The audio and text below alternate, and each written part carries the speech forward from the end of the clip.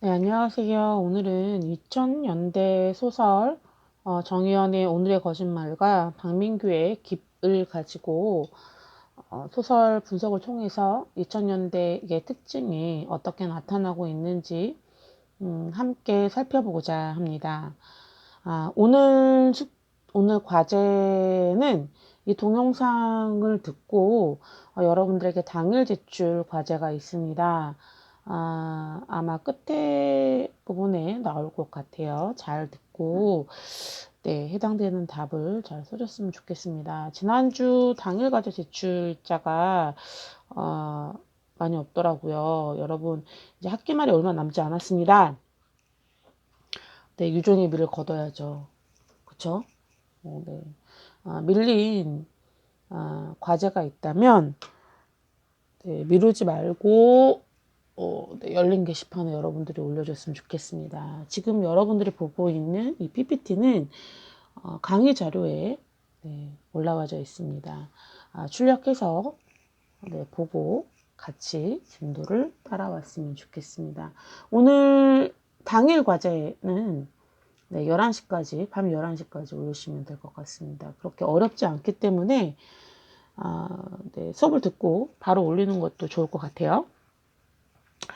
네, 그리고 오늘 수업이 있고 다음 주에는 동영상 수업이 없습니다. 대신에 여러분들이 공지사항에도 나와 있지만 저는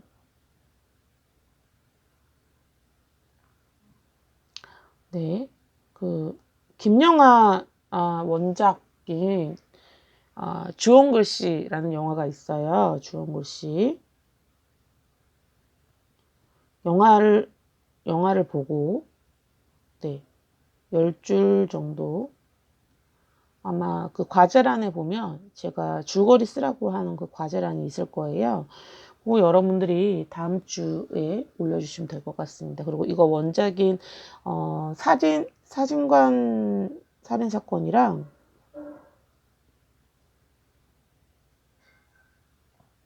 그다음에 거울에 대한 명상이 있어요.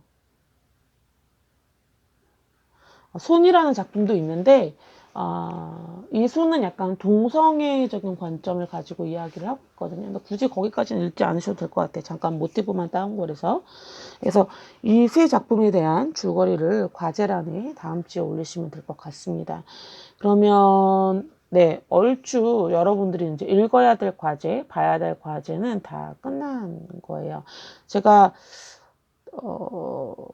네, 소설 한 편은 올렸거든요. 주원글 씨랑 사진관 살인사건 보시고 올리시면 되고, 나머지 한 편은 제가 지금 열심히 찾고 있어요. 도서관을 못 가서, 만약에 여러분들에게 그 작품을 못 올리면 다시 공지사항으로 올리도록 하겠습니다. 오늘 수업 정유현과 박민규 작품 들어가도록 하겠습니다.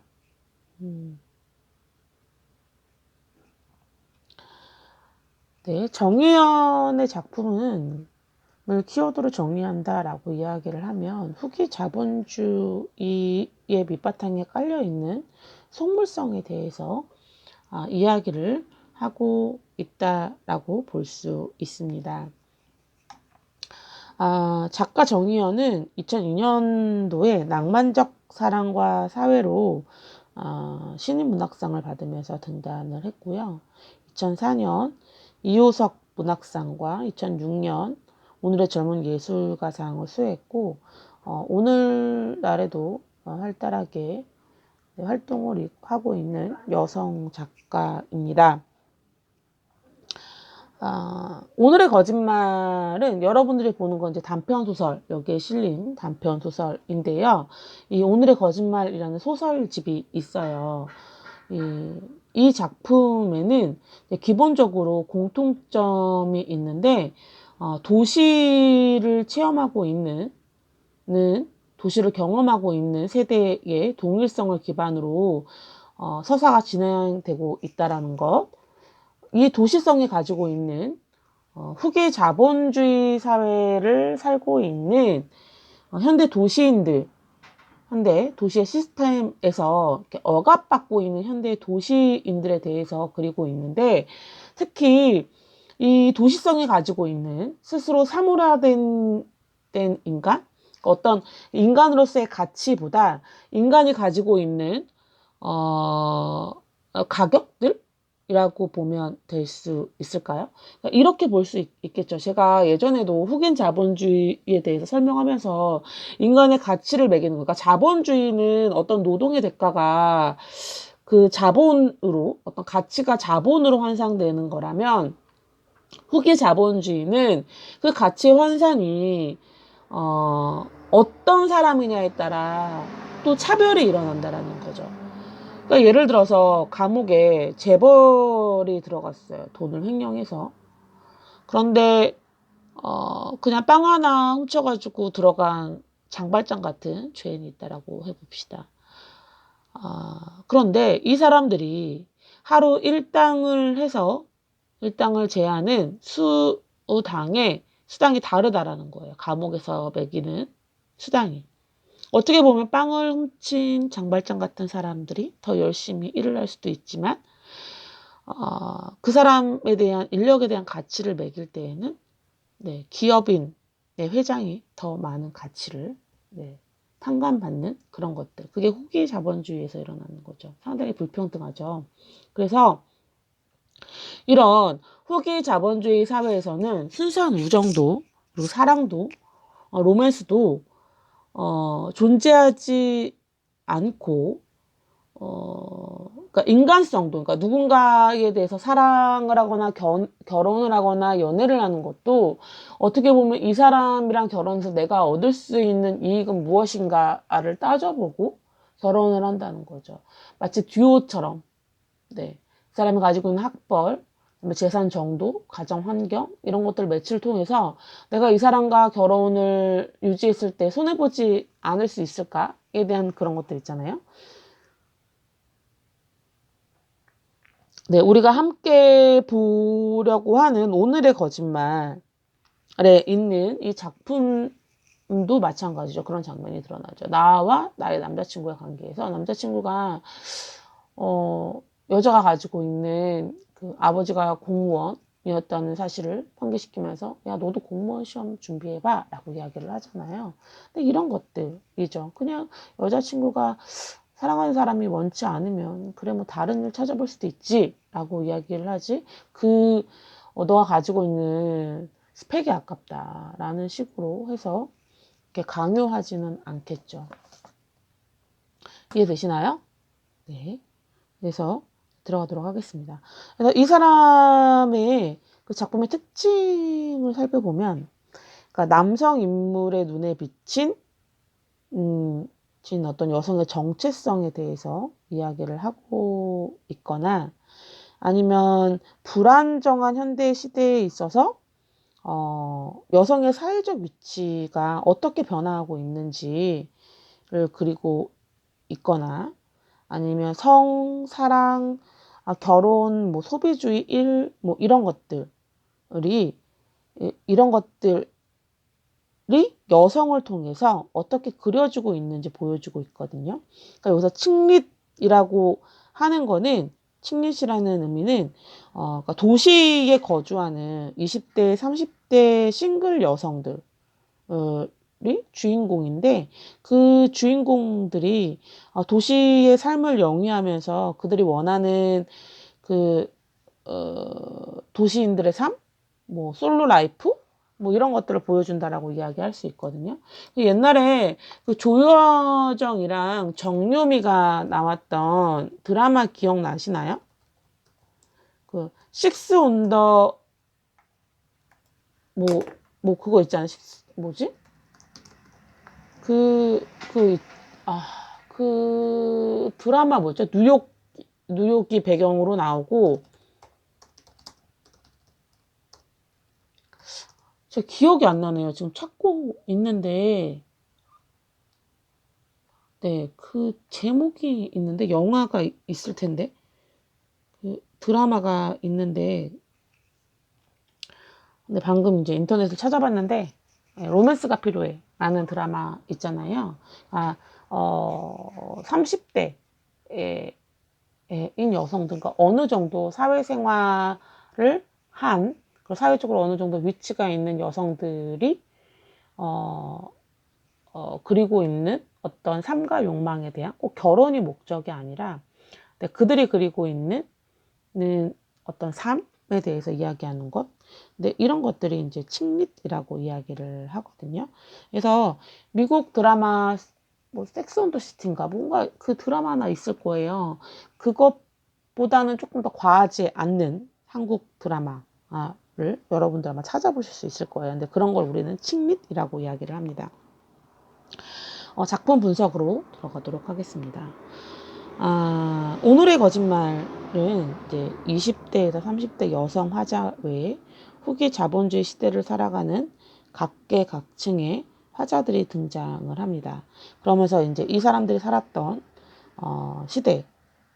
시대에서 과거의 기억들을 소환하고 있는데 그 기억들이 어떤 개인의 기억에 머무는 것이 아니라 어떤 사회적 역사적 기억과 결부되어 있음을 발견할 수 있습니다.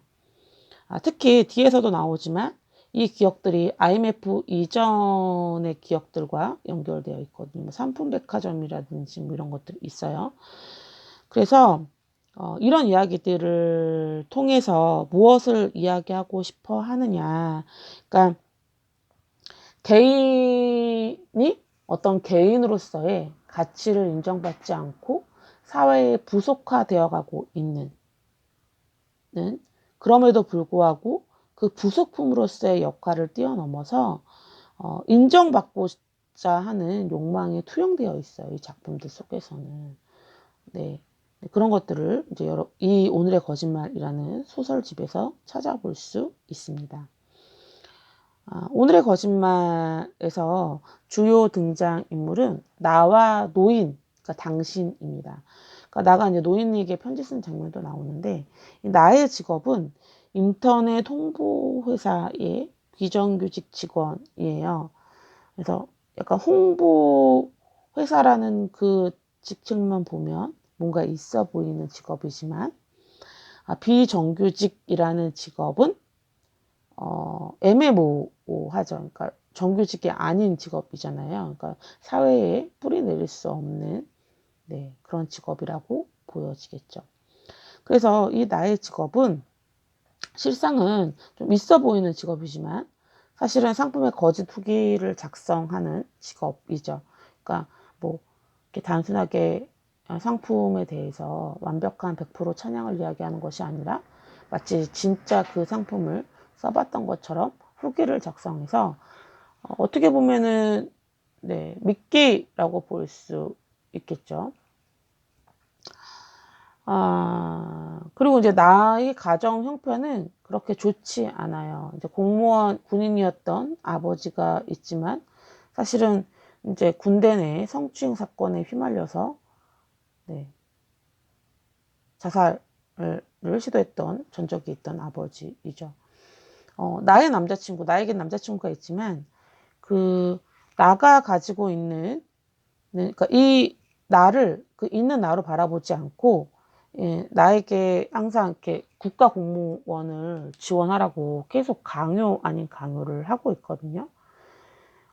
그러면서 이제 너의 스펙을 생각하라 라고 이야기를 하고 있는데 이 사람을 위하는 것처럼 보이지만 사실은 그렇지 않다라는 거죠. 넘어가도록 하겠습니다. 여기서 이제 우리가 좀 약간 주의 깊게 봐야 될 거는 이제 남자친구와 엄마의 이제 공통점이 드러나는데요. 두 사람의 특징은 그러니까 놀고 먹는 것을 혐오해요. 그리고 허투루 이제 돈 쓰는 행위를 죄악으로 생각하는 사람들인데 이 사람들의 사고 방식이 나가 살고 있는 아파트 위층에서 그 러닝머신을 타고 있는 노인 있잖아요. 노인이 내걸었던 그 슬로건과 같은 이미지로 보인다라는 거죠. 그래서 어떻게 개인의 행복보다는 경제적 유익을 더 우선시하는 인물로 그려지고 있습니다. 여기에서 핵심 인물인 하나인 당신, 네, 노인이죠. 이 노인은 여러분도 소설에서 읽었다시피 잘 알겠지만 내가 그 인터넷 거짓 홍보로 이렇게 올렸던 이제 러닝머신을 타고 있는 네, 노인이죠. 그러니까 유추해 보건대 우리는 이 사람이 우리는 이 사람이 박정희라는 것을 어렴풋이 유추해 볼 수 있습니다. 이 인물을 통해서, 이 이미지를 통해서 작가가 내세우고자 했던 부분은 신자유주의라는 사회가 도래했음에도 불구하고 대중에게 되게 강요하는 삶의 형태가 존재하고 있다. 마치 2층에 살고 있는 노인이 우리가 떨쳐버릴 수 없는 우리의 삶의 삶의 꼬리에 달라붙어 있는 그런 유물처럼 속물 지배의 대타자로 작용하고 있다라는 겁니다. 그래서 신자유주의이고 후기 자본주의 사회임에도 불구하고 이 사회 역시 자본으로 돌아가는 독재 사회임을 은연중에 비꼬고 있다라는 걸 보여주고 있습니다. 여러분 여기서 우리가 한번 생각해 봐야 될 부분이 뭐가 있냐면요. 이게 왜 박정희 시대와 연결되어 있지? 라고 이야기를 하면 박정희 시대 때 경제 5개년 뭐 이런 이제 슬로건들이 있었어요. 잘 살아 보세, 새마을 운동 뭐 이런 것들이 있었잖아요. 그러니까 국가의 경제적 부흥을 위해서 개인의 자유라든지 개인의 인권이 철저히 무시됐던 시대가 1970년대입니다. 개인의 희생을 통해서 경제가 발달되었고 그리고 우리나라에 대기업이라는 존재가 생겨나게 됐죠. 마치 우리가 지금 삼성이 없으면 죽을 것처럼 이렇게 생각하는 사람들이 되게 많잖아요. 근데 과연 그럴까요? 잘 모르겠어요. 저도 그 시대에 살아보지 않아서. 그런데 어쨌든 되게 중요한 건 우리가 경제를 중요하게 여기다 보니까 문제는 뭐냐면 좀 경제를 중요하게 여기다 보니까 개인의 인권에 대해서 손을 놓아버린 거죠. 그쵸? 사람보다 돈이라는 그런 슬로건을 갖게 된 게 과거뿐만 아니라 오늘도 그러니까 오늘날의 사회에서도 동일하게 이루어지고 있다라는 거죠. 그러니까 뭐 최근에 있었던 일은 아니지만 아직도 재판이 진행 중인 그 대한항공 사건이 있잖아요. 거기에 보면 그 회장의 아내분이신 분이 집안에서 일했던 고용주 분들에게 폭언을 일삼았고 그것 때문에 고발을 했던 고용인도 있었어요. 근데 지금은 어떻게 됐나요? 끝까지 자신의 인권을 더 중요시해서 고발을 하는 사람이 없죠. 다 거의 대부분 협의를 한 상태인 걸로 알고 있어요. 뭐 그 사람이 좋다 나쁘다 뭐 이런 게 아니에요. 근데 어쨌든 간에 자신의 고통이나 이런 것들을 이제 어느 정도 보상을 받았겠죠. 또 하나 박창진이라는 사무장이 있죠. 아직도 이렇게 지속적으로 싸우고 있는데 어떤 사람들은 그분의 싸움에 대해서 쓸모없는 싸움이다라고 평가하는 사람이 있어요. 이제 그만해도 되지 않나? 라는 생각을 하는 사람도 있을 수 있어요. 그런데 아니죠. 그렇게 생각하면 안 되죠. 그 사람이 더 중요하게 생각했던 것들. 그죠? 그런 것들을 위해서 지금 투쟁하고 있는 거잖아요. 근데 뭐 생각의 차이가 되게 다양하다 보니까 더 중요하다라고 여기고 있는 분들도 있을 거라고 저는 생각이 들어요. 어쨌든 간에 오늘날의 사회가 이 자본의 잠식당하고 있고 그것들에 대해서 너무 당연시 여김으로 인해서 우리가 지켜야 될 것들을 잃어버리고 있는 건 아닌지 혹은 잊어버리고 있는 건 아닌지에 대해서 생각해 볼 필요가 있는 것 같습니다. 여기서 당신과 노인이라는 과거 인물이 소환되는데 아까 여기 밑에서도 이야기하고 있는 것처럼 이 사람은 이제 속물지배라는 대타자를 상징하고 있습니다.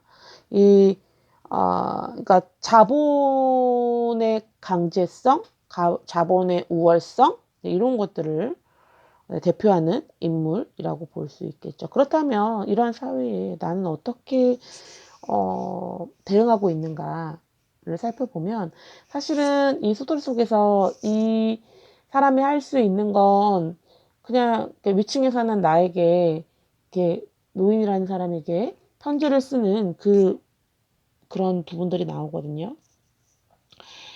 뭐 적극적으로 어떤 투지를 내세우거나 이런 부분들이 나오지 않아요. 무의도식하거나 허송세월의 시간을 선택하면서 자발적인 그 백수의 길을 선택하고 있죠. 백수의 길입니다. 제가 이거 고쳐가지고 다시 한번 올리도록 하겠습니다. 네. 이 작품을 살펴보면 네, 정의연 작품을 이제 살펴보면 앞에서도 이야기했지만 IMF 체제 이전의 시간들을 시간적 배경으로 두고 있고 이러한 시간적 배경은 자연스럽게 과거의 사회적 기억을 소환하고 있어요. 네, 이 IMF 이전의 삶은 자본주의가 완전히 만연되어 있던 그런 사회거든요. 자본주의 이후의 사회를 우리는 후기 자본주의 사회로 완전히 도래했다라고 이야기를 하고 있습니다. 그래서 자본주의 이전부터 만연되어 있던 삼국사회 속물적 가치들의 기원이 내재되어 있는 것을 보여주고 있고, 근데 이런 것들을 통해서 이야기하고자 하는 바가 뭐냐면, 여기 이제 과거가 있고, 여기 이제 현재가 있어요. 둘 다 동일한 건 뭐냐면, 네. 이거 왜 안 써지지? 네. 비슷한 거 뭐냐면, 이제 속물적이라는 거예요. 이 속물적이 뭐냐면 돈이 우선시된,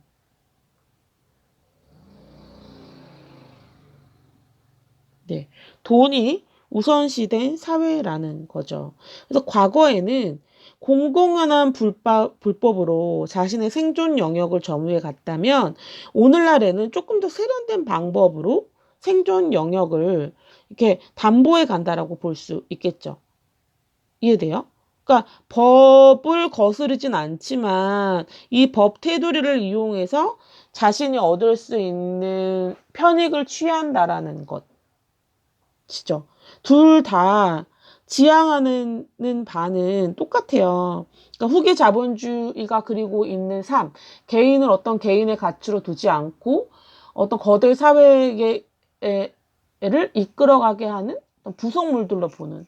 그래서 서로를 속이고 속이는 것에 대해서 죄의식이 없는 삶을 살고 있다는 걸 지금 정의연 소설은 이야기하고 있다라고 보면 될 것 같습니다. 네, 박민규 소설 보도록 하겠습니다. 박민규 소설 상당히 재밌어요. 이 작품 말고 굿바이 치플린이라는 작품도 있거든요. 굿바이 치플린이라는 작품은 어떤 마트에서 일어나는 일인데, 근데 이제 지금 뭐 여러분들이 보는 박민규의 깁이라는 소설은 어떻게 보면 SF적인 성향이 좀 강하거든요. 그러니까 제가, 굳이 이제 왜 이 박민규의 깁이라는 작품을 선택을 했냐라고 얘기하면 2000년대에 들어오면서 그려지고 있는 소설의 특징 중에 하나가 SF 장르가 주변 문학에서 중심 문학으로 왔고 어느새 대중문화의 자리까지 차지하고 있잖아요. 더킹처럼. 많은 드라마들이 SF 장르를 차용하고 있죠. 그런 측면에 있어서 2000년대가 그리고 있는 2000년대 후반대가 그리고 있는 이 환상이라는 장치는 과연 무엇을 이야기하고자 하는 것인가에 대해서 좀 더 생각해 볼 필요가 있다라고 네, 봤습니다. 앞전에서도 이야기했지만 네, 전 시간이죠. 과거의 환상이라는 측면은 오히려 우리가 갈 수 없는 미지의 세계에 대해서 그리고 있다면 오늘날 우리가 그리고 있는 환상이라는 이 측면은 어떤 개인의 욕망을 더 부각시키고 오히려 현실의 피폐함을 더 하이퍼 리얼리즘식으로 극사실주의로 그리고 있다라고 제가 이야기했던 적이 있습니다. 네, 박민규 들어가도록 하겠습니다. 68년 출생이고요. 대체적으로 나온 작품들이 거의 대부분 네, 성공을 이뤘다고 볼 수 있습니다. 이 사람의 작품 세계를 살펴보면 68년 출생으로 IMF를 동일하게 겪었어요. 그러니까 정의연이 겪었던 그 세계이죠. 그래서 직업에 대한 젊은이들 그리고 명예퇴직당한 40대 중년의 삶에 대해서 그리고 있고요. 그다음에 젊은 남성이 겪고 있는 현대사회 문제점들에 대해서 그리고 있습니다.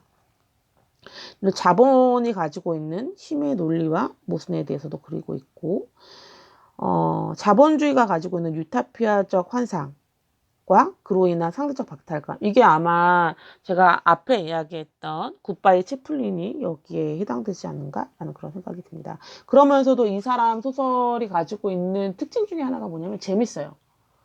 예. 유쾌함을 놓치지 않는 것 같아요.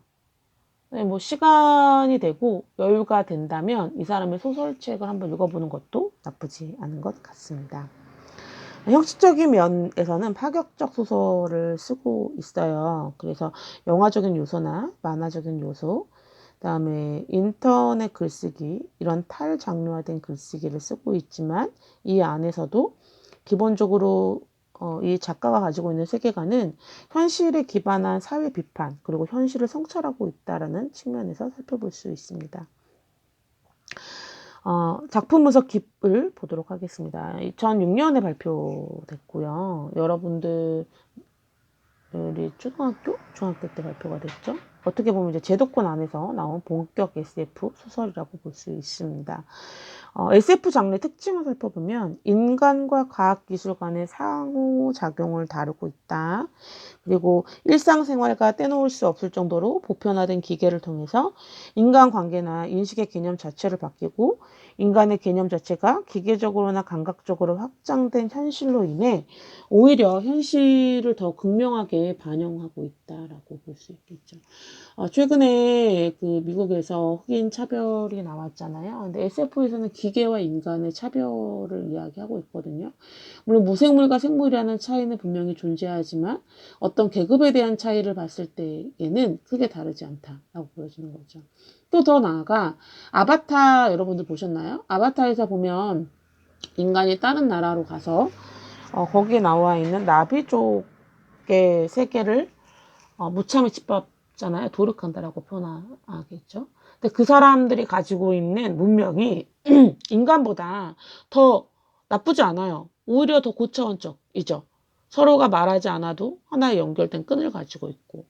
하지만 그 물질 문명과 어떤 이 사람들을 구제해 주겠다라는 어떤 선민의식 사상? 이런 것들로 이제 나비족들이 가지고 있는 세계를 파괴하는 장면들이 나오는데요.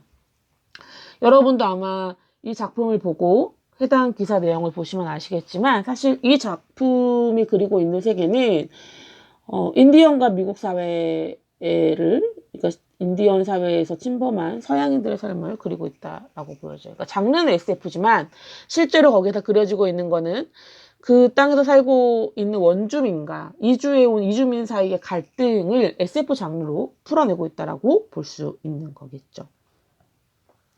그래서 SF의 그 시공간 이동과 인간 이외의 존재들은 지금 여기의 현실을 바깥에서 바라보게 한다. 지금 우리가 살고 있는 시대가 아니라 다른 시대를 통해서 더 뭐하게 좀 객관적으로 바라볼 수 있게 한다라고 보여지겠죠. 일반적인 SF야 박민규 SF의 차별성을 살펴보겠습니다. 일반적인 SF는 기술이 발전된 세계와 그 세계에서 겪는 윤리적인 문제를 다루고 있어요. 그래서 기술의 발달만으로 유토피아, 천국에 이룰 수 없다라고 이야기하고 있다라면 박민규의 SF는 고도로 발전된 먼 미래 속에서도 여전히 인류는 존재의 근원에 대한, 내가 어디서 왔고 어디로 가고 있는지에 대한 미지 세계의 탐험은 멈추지 않는다라는 걸 그리고 있다라고 보여집니다. 그래서 이 박민규 SF 깊에서 인류가 도달하고자 하는 것을 지구의 심연이라고 보고, 그것은 이제 유터러스라고 보고 있습니다.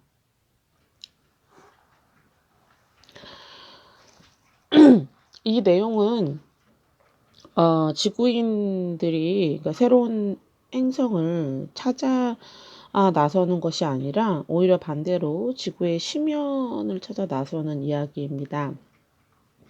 이 지구의 심연을 찾아 나서면서 자기 자신과 대면하게 되는데요. 이것은 다르게 이야기하면 욕망의 외부로의 팽창이 아니라 내부로 침잠에 들어가는 것인데, 결국 인간이 어떤 욕망을 실현하기 위해서 외부로 팽창했던 그 욕망은 오히려 자신의 내면을 채울 수 없다, 공허함만 남긴다 라는 인식에서 출발한다고 볼 수 있습니다.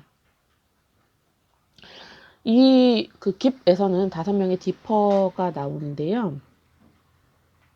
크게 이 5명의 디퍼가 심연으로 간 이유는 나는 누구인가 라는 물음에 답하기 위해서입니다. 이 심연으로 간다라는 건 단순하게 어떤 우주선을 타고 여행한다라는 의미가 아니라 어떻게 보면 본인의 생명을 담보로 하는 위험한 여행일 수도 있습니다. 소피는 다에서 태어난 2세대이고 인간이란 존재 자체에 대해서 의문을 가진 사람입니다. 그래서 인간의 마음이 무엇인가에 대한 궁금증을 풀기 위해서 디퍼에 지원했고요. 샘케도 어떤 갇혀진 공간에서 나가고 싶다라는 욕망, 그 다음에 디미트리 역시도 어딘가를 향하고자 하는 그 욕망이라는 것이 있고, 그 다음에 크리스 같은 경우에는 이 자연과 인간이 동떨어져 있는 것이 아니라 하나다라는 이야기를 하고 있습니다. 공은 트라우마를 가지고 있는데 가족과 함께 태양을 향해 갔는데 유일하게 이제 아버지와 살아남은 그런 트라우마를 가지고 있습니다. 혼자 살아남았다라는. 여기에서 보면 5명의 대표가 다 살아남지 않고 다 죽게 돼요. 그러면서 이 죽음이 끝이 아니라 온 몸이 산산조각나는 그 순간에 죽었던 사람들을 만나게 되는, 대화할 수 있는 그런 장면이 묘사되어 있거든요. 결국 이제 여기에서 이야기하고 있는 것은 뇌라는 존재, 몸이나 생각이나 죽음, 삶, 뭐 이런 것들이 사실은 각각 개별적으로 존재하는 것이 아니라 결국 하나다라고 이야기를 하고 있습니다. 그래서 죽음은 생각하는 신체가 작용한 결과이자 어떻게 보면 심연의 유혹으로 그들의 존재 전체를 뒤흔드는 강렬한 실존적 욕망이다. 그러니까 내가 살아있다라는 걸 느낄 수 있는 게 바로 죽음이다 라고 이야기를 하고 있어요. 여기서 어떻게 보면은 디퍼들이 심연의 존재를 알기 위해서 가는 것, 자기의 존재에 대한 물음을 찾기 위해서 여행을 떠나지만 기본적으로 밑바탕에 깔려있는 것들은 뭐냐면 죽음이에요. 죽음을 담보하고 삶의 근원이 무엇인가에 대해서 끊임없이 질문하고 그 질문에 대한 답을 찾기 위해서 여행을 하는 거잖아요. 그렇죠? 그래서 여행의 시작은 심연을 알고 싶은 욕망에서 시작해요. 그래서 밖으로 나가고자 하는, 그러니까 그게 지구 밖으로 나간다라는 의미가 아니라 삶에 대한 욕망이겠죠. 그래서 몸과 정신을 분리해서 그 심연을 찾지 못한 자들이 갖는 어떤 죽음에 대해서 부정적으로 그리고 있다면 여행의 끝은 결국엔 인간의 본질이 마음이라는 것을 깨닫고, 그리고 죽음이 단순히 육체의 끝이 아니라 육체를 해탈하는 것으로 보고 있죠. 그래서 결국에 여행의 끝에서는 이 5명의 디퍼들이 죽음을 통해서 지구라는 자체를 보게 돼요. 그러니까 어떤 이제 본질 안과 밖은 결국엔 하나다라는 질문을 하고 있는 거라고 볼 수 있겠죠. 박민규의 SF가 그리고 있는, 지향하고 있는 바도 바로 이것이 아닌가라는 생각을 하게 됩니다. 우리가 찾고자 하는 어떤 외부적 팽창도 역시나 어떤 인간의 욕망을 이야기하고 있지만, 심연으로서의 안으로 파고드는 건 역시 인간의 욕망, 그러니까 나 자신이 누구인가, 나를 찾기 위한 여행이다라고 이야기를 하고 있습니다. 그래서 결국엔 팽창이든 아니면 안으로의 깊숙함이든 결국엔 그 모든 것이 모여서 하나다라고 이야기를 하고 있습니다. 이해되시나요? 네. 여기에서 네, 동영상 듣고 당일 과제 문제 제출하도록 하겠습니다. 정의연의 오늘의 거짓말에서도 환상적 장치가 나와요. 그죠? 노인이라는. 그리고 어떻게 보면은 내가 거짓말로 올리는 그 후기도 어떻게 보면 환상일 수 있겠죠. 그리고 이 박민규의 깁도 역시 환상이라는 장치가 나와요. 그죠? 이것의 공통점과 차이점을 찾아서 당일 과제란에 올려주시면 되겠습니다. 오늘 수업은 여기까지 하겠습니다. 감사합니다.